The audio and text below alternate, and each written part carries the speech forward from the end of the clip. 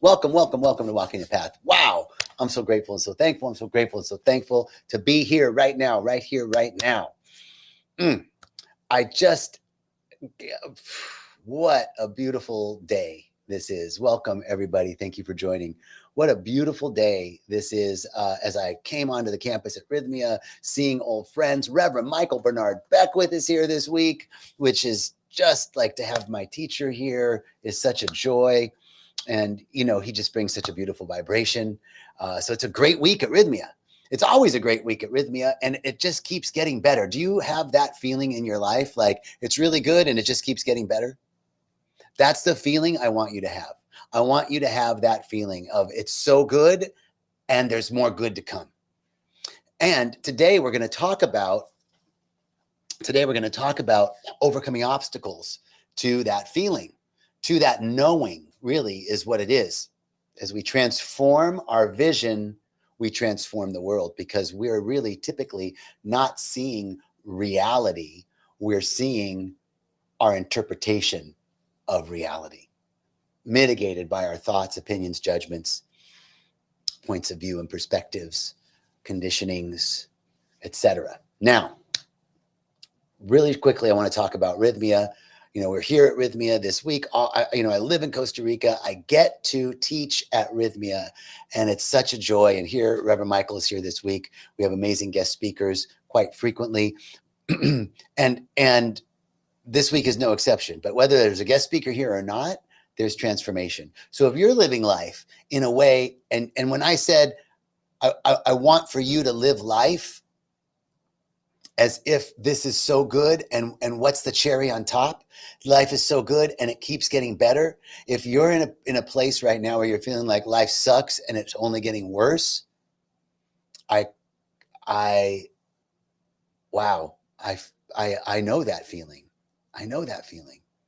And there's lots of things that you can do to open your awareness to the beauty of life that's all around you right now. Meditation, spiritual practice, plant medicine. So come check Rythmia out, because it's a way to fast start, like jump start a powerful, powerful week at Rythmia. Will reset, renew, rejuvenate, refresh, and get you ready so that you can continue to anchor in these spiritual practices that we're going to talk about today. Now, so what I wanted to talk about today is first, this is our third in a series on spirituality, the life structure of spirituality. So the first talk was really on the foundational role of spirituality in our practice. And last week's talk was about the tools for deepening spiritual practice. We talked about breath work and meditation and using mantras. Now, this week, we're going to talk about overcoming obstacles and overcoming obstacles to our spiritual practice. And really, I love what Reverend Michael says. All challenges are just blessings in work clothes. Isn't that a great statement? Right? All challenges are really just require a little work to see the blessing. And this is what I was talking about earlier, that we transform the world through our vision. We transform the world through our seeing. This is the magic that we can work. How am I seeing it? Can I see through the appearance to the truth of what's behind? You know, for me,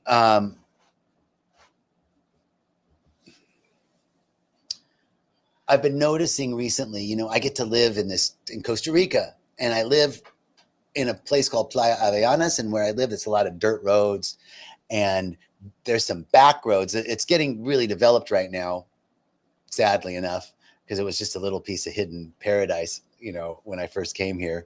But there's the back roads where it's still that little hidden piece of paradise. And as I'm walking my dog, Paco, you know, I'm seeing a flowering tree and I go, oh, that's beautiful. And I see a decaying vine and not so beautiful, or a dead tree, not so beautiful. And, you know, things are in different stages of life in the jungle. And I noticed my judgment about the decaying vine versus the tree, or the sound of construction versus a bird. This is good, this is bad. Or in meditation, a bodily sensation like a cramp or an itch, right? Not good. All of that is how my opinion, judgment, and vision mitigates seeing the truth. What is the truth? That everything partakes in the oneness, that everything partakes of the one source, one energy to life. Einstein's special equation, I talk about it all the time, special theory of relativity. E equals mc squared. E equal sign m. E is energy, m is mass. They're on opposite sides of an equal sign. That means energy is matter and matter is energy. Matter is slowed stored energy. Energy is matter sped up. That's my basic understanding of it. That means everything's energy. Everything is vibration and frequency, as is the presence of God. And so everything is God. Not a man in the sky, not Santa Claus, not a dude, not a person, but a fundamental presence, a consciousness that is life itself. And if everything is that, then whatever I'm seeing, I can see through the decaying vine to see the essence behind the form. Can I see through the person I don't like? Not saying I have to like the appearance, but can I know something deeper about them? This is real spiritual growth and development. And it's in this way that we can use that same vision to see our obstacle, our challenge, a tragedy like what's happening in California. Can I see through the circumstance and condition to the truth that something wonderful is happening, that there is a presence of intelligence and wisdom and beauty and harmony and order and balance that is behind, in, through, and as everything and back of everything. And it's seeking to emerge even in this. Even in this, this is our spiritual power. This is how we transform obstacles into blessings. So, common obstacles to spiritual growth. Doubt is a big obstacle. Doubt, self-doubt, or doubt in general. And this actually goes to what I was just talking about, in the sense that when I'm at Rythmia and I'm working with people as they're moving through a plant medicine experience, and maybe they're doubting, I don't know if this is really working for me, might be working for you, but it's not working for me, or it works for somebody else, but it's not working for me. Right? I'm just purging. I'm not seeing any visions or anything. I know in my bones, because I've been here for 7.5 years and I've seen thousands and thousands of people go through this process. I know in my bones that it's working. And as a spiritual practitioner at Agape, we say we're here to know the truth for and about you when you can't see it yourself. This is a way that I have to anchor in to knowing, no matter what's appearing in front of me, that something's happening for this person, that healing is happening, that they're getting through the obstacles that have been blocking them. I have to know it. I have to know the person that I'm praying for can heal. I have to know that this situation in California, something is happening for the good here, even amidst the tragedy. Something is seeking to emerge. Something wonderful is seeking to happen. And somebody says you're speaking about trust. Trust requires, yes. But more than trust, I'm speaking about knowing and not faith. Amy just said faith, not faith. And here's why, Amy. Here's why. Faith and hope and belief are all good to get us to knowing. I'm not even trusting. I know in my bones God is all there is. I know in the deepest part of me that everything's working together for my good, even when I can't see it. I know that everything, and this is because I had an experience of trusting and feeling safe in spirit, that everything always has worked out for me. You can look in your life and see that things have worked out for you.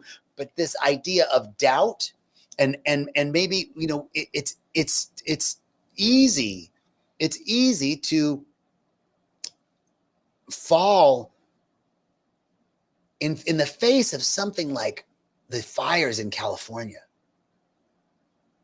It's so hard to say something wonderful is happening. People are like, fuck you. This is not wonderful, right? So we got to be careful, but we got to know inside, like, I want to be compassionate for what's going on. and the loss of life and the loss of property and the loss of memories, things that might be precious to people that are irreplaceable, and the stress, right? We have to be compassionate. We have to be understanding. And yet in the midst of that, we have to be an opening for something wonderful to emerge. We have to know beyond a shadow of a doubt, no doubt, knowing God is all there is. God is in the midst. This is the peace beyond human understanding that we're talking about, a peace beyond human understanding. So overcoming doubt and fear are,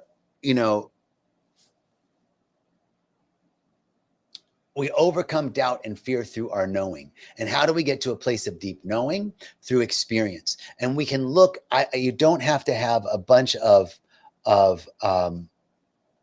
spiritual experience, but each of us can look in our lives and see where we didn't think we were going to make it and we did, where we were about to fall and something picked us up. Somebody gave us a hand. So, we just made it through.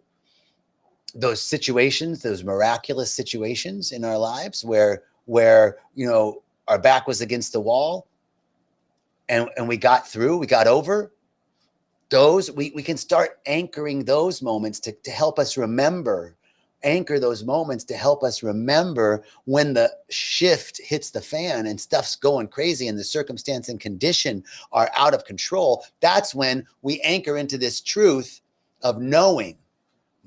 But you don't have to be, have had years of spiritual experience. You can see it in your life right now. Every single person on this planet has had an experience of something working out, has had an experience of being helped out when they needed it, of just, I can't believe I made it through that. Missed that car, missed me. That was just a near miss. That was all of those situations we can anchor into. Now, the other thing, another obstacle to spiritual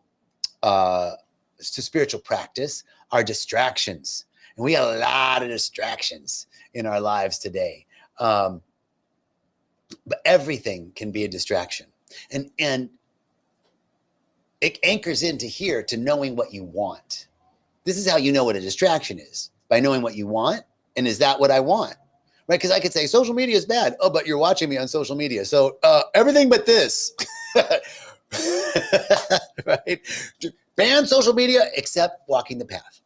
Anyway, right? So it's like we can't just blanketly say that's a distraction, that's a distraction, that's not a distraction. If it's not what you want, it's a distraction.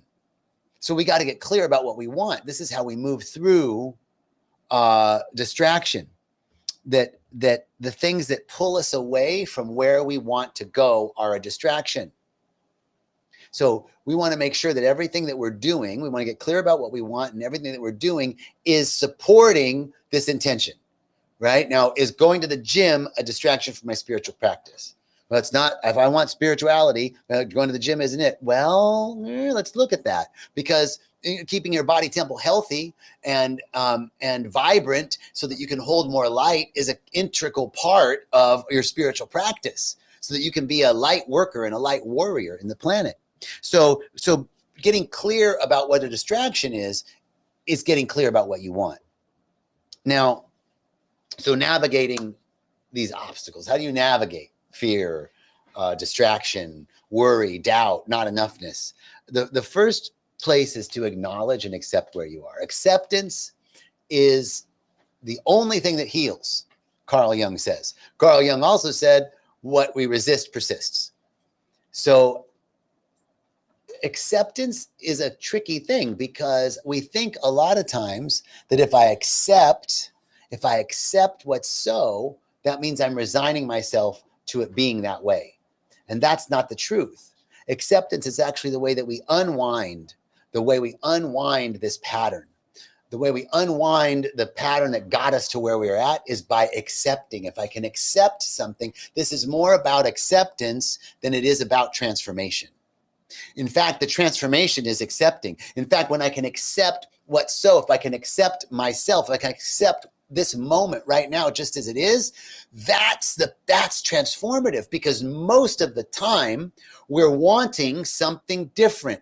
I want a better job, a better relationship, a better body. I want to be taller. I want to be more spiritual. I want to be more enlightened. I want to be whatever it is I want more of. It means fundamentally right now isn't enough, and I'm not enough, and there's something wrong. And that's the thing that keeps us locked into this pattern. Acceptance is the thing that breaks that pattern. So acceptance is key in acknowledging where we're at. And to acknowledge that, like, we don't want to suppress or bypass our feelings. So we want to reframe our obstacles as opportunities for growth. As Reverend Michael says, obstacles, challenges are just blessings in work clothes. This is, again, back to the original point. We transform the world through our seeing. We transform the world through how we see the world.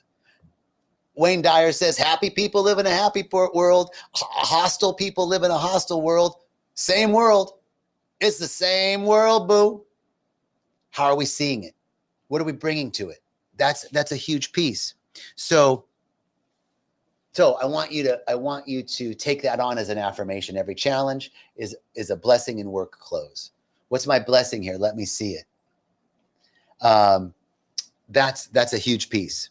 Now, our practices are also a way that we can overcome these challenges, right? As we talked about last week, meditation. Did I mention meditation? Oh, one last thing, and meditation. So yes, meditation, breath work, meditation, and mantras. Plant medicine, obviously. But when you're not at Rythmia, and you can't be drinking plant medicine all the time, because that just won't work, right? In fact, you can't just meditate all the time. You can't just do breath work all the time. You got to live in the world. But the intention of all of this is that we take our spiritual practice off the mat, off the mattress, off the cushion, into our life. And so our practices help us get over. Our practices help us get through. Our practices stabilize our growth and offer stability when things get topsy-turvy. There have been so many times that my practice saved my life. So many times in a morning where I'm amazed sometimes at the end of the day when I look back and go, wow, this morning I was so low, so not wanting to, feeling so shitty about myself, feeling so low, feeling so like I just want to curl up and die kind of feeling. But I did my morning sadhana and I did my meditation and I said a little prayer and I talked to my ancestors. I talked to all the ancestors and said, I need your help now. Help me out. I need some help here. And guess what? When I do that, when I anchor into my practices, somehow I make it through. It's not always, moonbeams and unicorns and rainbows, but I'm supported. And another thing about support is community. Community boosts our immunity is what Reverend Michael said. I love that. Community boosts our immunity to the lower thought forms of fear, doubt, worry, lack, limitation, not enoughness. So our community, you can lean into our community, and I want you to be a part of spiritual community. Agape is a beautiful spiritual community. If you come to Rythmia, you have a community. What's your community? How's your life structure of community doing? This is a huge way to help stabilize the obstacles to our spiritual growth and development. Okay, so just to recap, what we did today was talking about what we did the last two sessions. Today, overcoming obstacles by seeing how we see the world, how we reframe it, knowing that God is all there is, not man in the sky, not Santa Claus, but the presence of God, the presence of intelligence, of love, of beauty is all that there is. And it's in back of everything, whether it's a decaying vine or a flowering tree, whether it's a bandsaw in a construction unit or a whistling bird, a singing bird, all God. Whether it's the fires in California or the snows in Atlanta, all God. Can I see through the circumstance? Someone with cancer or someone thriving, all God. Can I see through the circumstance or the condition to the essence of what's behind it?